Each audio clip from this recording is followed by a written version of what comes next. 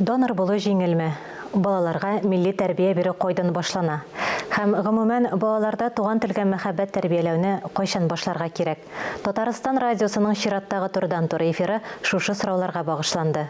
Студия кунагы мактаулы донор Казандагы 60-нчы татар балалар бакчасы тәрбиячесе Миләүшә Солтанова, үзенең һәм ире Казан вертолет заводы эшчесе, спортчы Рәшит Солтановның донорлык тәҗрибәсе гаиләдә, бакчада милли тәрбия бирү проблемаларына тукталды. Безнең кайбер сорауларга да җаваплар бирде. Миләүшә ханым, хәерле иртә. Хәерле иртә. Донор болу җаваплы да, мактаулы да. Сез хатын-кыз буларак моңа ничек алындыгыз? Менә безнең моннан берничә ел элек туганыбызга, авыр хәлдә туганыбызга кан кирәк булды да. Мин шунда кан бирергә бардым. Беренче тапкыр шулай башланды кан бирү минем. Минем каным яраклы дип саналды. Башта тикшерәләр инде анда бирер алдыннан.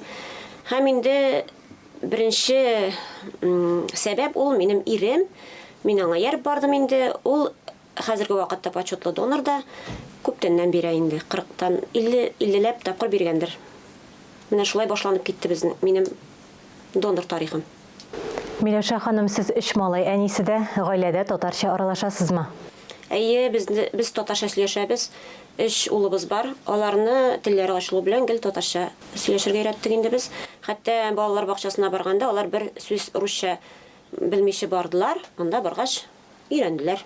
Татар балалар бакчасына ата-аналар балаларын теләп бирәләрме? Үзләре теләп бирә. Мин алай дип әйтмәс идем. Рус балалар бакчасын сайыллар дип, безнең татар балалар бакчасы. Рус балалар да йөри безгә. Чират белән эләгәләр дә. Һәм безнең балалар бакчасын бик ошатып йөри башлыйлар. Дәресләрне, уеннарны нинди формаларда үткәрәсез? Әкияткә бәйләп куябыз инде, курчак театрлар шикелле иттереп үткәрәбез дәресләрне. Берәр инде сюрпризный моментлар белән.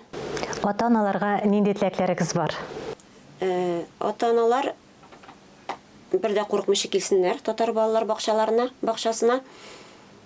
Алар анда бер нәрсәдә югалтмыйлар бит. Киресенчә оталар, ул бит тел белү, икенче тел белү. Баланың акыл үсешенә дә бик яхшы йогынты ясый. Һәм бүтән чит телләр өйрәнгәндә дә ул ярдәм итә. Әңгәмәгез өчен зур рәхмәт. Сез Казандагы 60-нчы татар балалар бакчасы тәрбиячесе Миләүшә Солтанова белән әңгәмә карадыгыз.